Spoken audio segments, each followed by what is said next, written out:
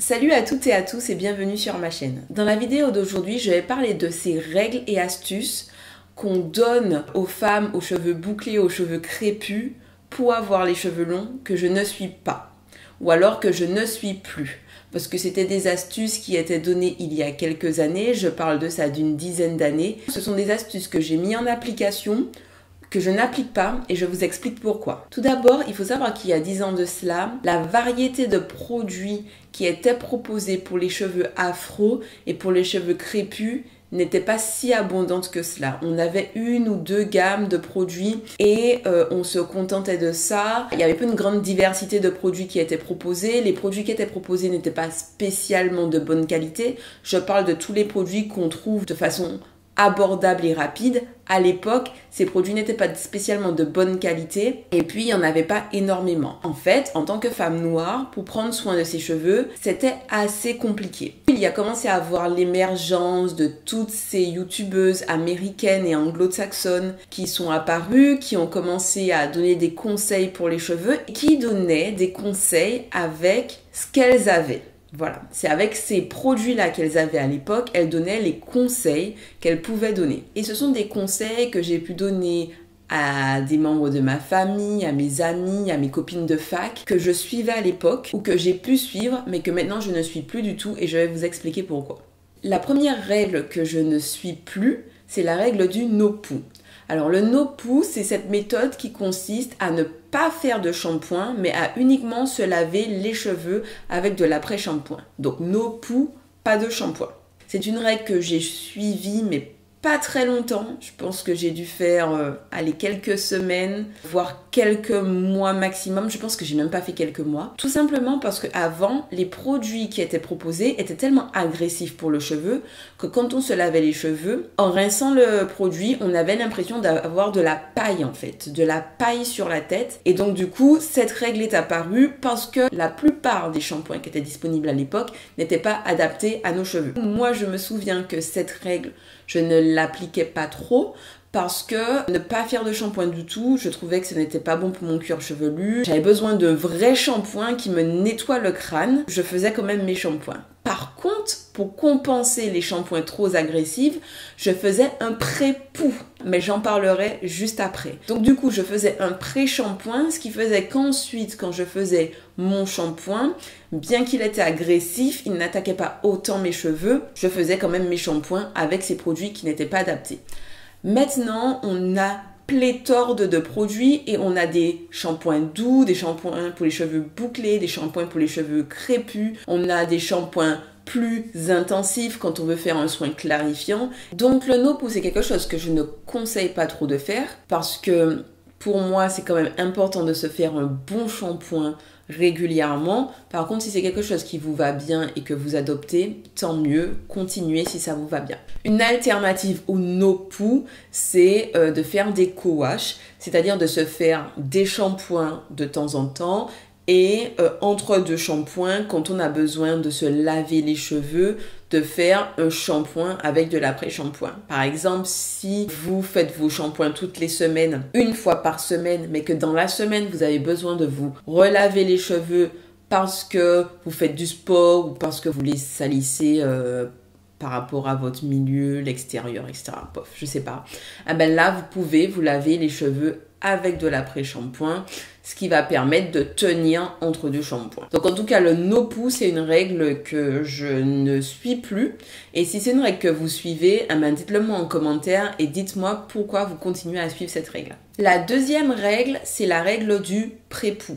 Le pré-poo, c'est avant shampoing. Donc c'était une règle qui disait qu'avant chaque shampoing, il faut préparer le cheveu au shampoing et donc il faut appliquer un produit pour protéger les cheveux avant le shampoing. Ça pouvait être des huiles, ça pouvait être un beurre, ça pouvait être de l'après-shampoing, ça pouvait être ce que vous voulez, un masque capillaire, mais l'idée c'était de nourrir en gros le cheveu avant le shampoing et aussi le protéger du shampoing qui est agressif. C'est quelque chose que je ne fais plus parce que la première raison, c'est que les shampoings qu'on a maintenant peuvent être doux. Donc l'intérêt de protéger les cheveux de l'agressivité du shampoing, pour moi, n'a plus trop de sens puisque j'utilise des produits qui sont adaptés à mes cheveux et qui n'assèchent pas mes cheveux. Et la deuxième raison, c'est que je ne vois pas l'intérêt du pré-pou, c'est-à-dire que quand je fais un pré-pou, il y aura un mieux, mais la nature du mieux qui va être apporté n'est pas suffisante par rapport au temps que ça prend. C'est quelque chose que je ne suis plus de manière régulière, c'est-à-dire que je vais quand même me faire un pré-pou, peut-être 1 ou 2 fois dans l'année, mais ça sera vraiment quand je veux prendre soin de mes cheveux, je vais me faire une routine complète du début jusqu'à la fin. Voilà, je vais me faire plaisir, je vais prendre soin de moi et là je vais faire mon pré-pou. Le troisième conseil qui a été donné il y a quelques années et qui pour moi n'est plus très important à suivre maintenant, c'est ne pas utiliser de chaleur sur ses cheveux. Pourquoi on disait de ne pas utiliser de chaleur sur ses cheveux? C'est pour les mêmes raisons que ce que je viens de citer, c'est qu'avant, les produits protecteurs pour les cheveux n'étaient pas aussi bien développés. Je me souviens que pour trouver un sérum capillaire adapté aux cheveux afro, c'était compliqué. La règle, c'était pas de chaleur sur ses cheveux, comme ça on évitait de les abîmer. C'était une règle pour avoir les cheveux longs. Et ça fonctionnait, honnêtement. Sauf que maintenant, on a de bons produits pour préparer ses cheveux avant le traitement de chaleur, donc toute une gamme de shampoings, clarifiants, de soins, de protecteurs de chaleur pour préparer ses cheveux au lissage. Et puis il y a aussi des produits réparateurs pour redonner un peu de peps aux cheveux qui ont suivi un petit traitement comme ça.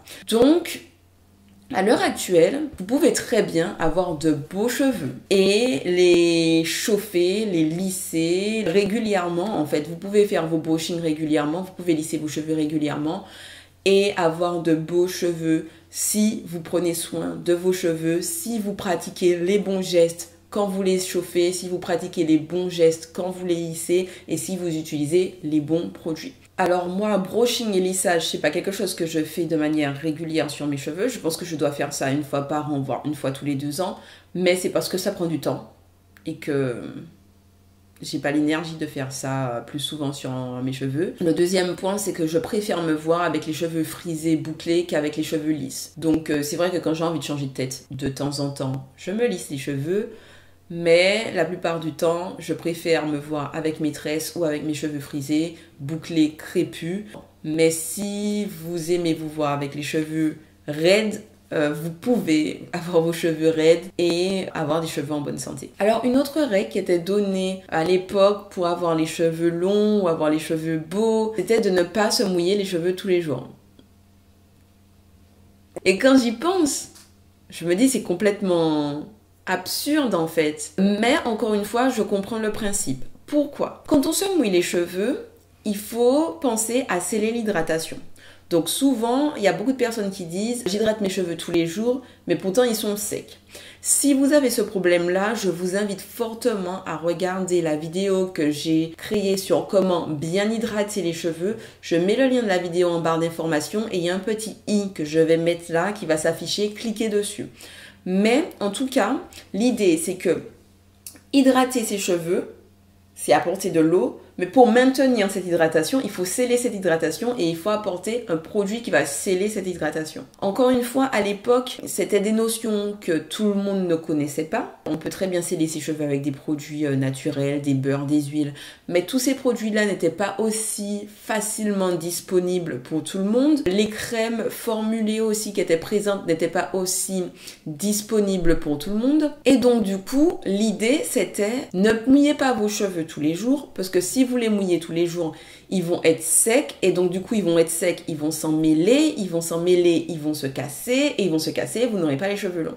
Alors que si vous mouillez vos cheveux tous les jours et que vous savez sceller votre hydratation, et vous savez maintenir votre hydratation, que vous savez bien manipuler vos cheveux pour ne pas les abîmer, c'est-à-dire que vous avez les bons gestes, vous avez les bons outils, vous n'allez pas casser vos cheveux. Mais encore une fois, maintenant, la plupart des gens savent quand même plus prendre soin de leurs cheveux en fonction de la nature de leurs cheveux et surtout le nombre de vidéos, le nombre de sites internet est tellement plus important que trouver les informations sur comment bien faire est plus important. Et donc du coup, pour moi, cette règle, elle n'est plus vraiment adaptée à la réalité d'aujourd'hui. La dernière règle qui pour moi est dépassée, c'était la règle de « il ne faut pas se colorer les cheveux, sinon ça se casse ». Il ne faut pas se défriser les cheveux, sinon ça se casse. Il ne faut pas traiter ses cheveux chimiquement ou de n'importe quelle façon qu'il soit, sinon ça se casse. Et pour moi, c'est faux. C'était faux déjà pour moi à l'époque et c'est toujours faux maintenant. J'ai eu des cheveux longs et défrisés et en bonne santé. Ils se cassaient pas, ils étaient pas moches, voilà. Mais bon, pour moi, un cheveu défrisé est par nature un cheveu qui est plus abîmé, mais c'est pas un cheveu qui est abîmé et qui se casse, etc. Et en fait, pourquoi toutes ces règles ont été inventées? La réponse est toujours la même. C'est parce que tous ces traitements fragilisent le cheveu. Un cheveu qui est fragilisé, c'est un cheveu qui est plus vulnérable. Et si le cheveu il est plus vulnérable, il est plus sensible à la casse. Mais vous pouvez faire tous ces traitements si vous prenez bien soin de vos cheveux, que vous avez les bons gestes, que vous utilisez les bons produits. Vos cheveux seront longs et vos cheveux seront en bonne santé. Ça sera des cheveux fragilisés, mais vous allez pouvoir les maintenir en bonne santé, c'est-à-dire faire en sorte d'éviter la casse. Après, ce sont des choses que je ne recommande pas de faire. Je parle notamment du défrisage, mais pas pour l'aspect santé des cheveux, mais plus pour la partie santé. Des impacts que ces produits-là peuvent avoir sur la santé sur du long terme. Mais voilà. Mais en tout cas, si vous voulez vous défriser les cheveux, vous colorer les cheveux, vous traiter chimiquement les cheveux, c'est quelque chose que vous avez envie de faire et que vous connaissez les impacts que ça peut avoir sur la santé et que vous décidez de faire ces traitements en connaissant les impacts et les risques, n'ayez pas peur, vous pourrez avoir les cheveux colorés, défrisés, en bonne santé, mais il faudra prendre le temps de faire vos soins régulièrement et d'apporter les soins adaptés et d'avoir les gestes adaptés. Donc, pour faire un peu un résumé de la vidéo, toutes ces règles, en fait, c'était des règles qui existaient parce qu'il y avait du sens, en fait. Le sens qui vient derrière chacune de ces règles, c'était éviter de fragiliser les cheveux, éviter d'abîmer les cheveux et d'éviter la casse. L'idée derrière toute règle, c'est que si vous avez les bons produits, et les bons produits, je tiens à préciser, c'est pas spécialement des produits qui coûtent cher, hein. Les bons produits, c'est des bons produits avec de bons ingrédients et c'est pas spécialement ce qui coûte cher.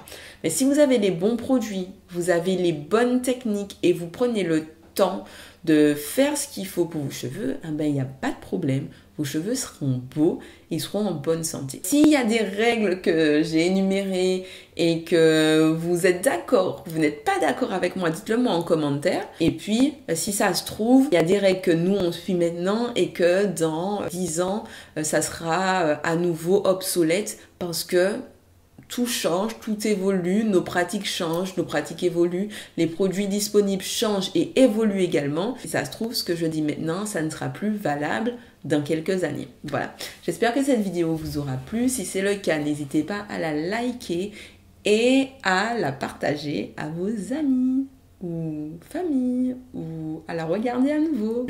Allez, en attendant, je vous souhaite de passer une bonne journée, une bonne soirée. Prenez soin de vous, prenez soin de ceux que vous aimez. À bientôt. Bye bye.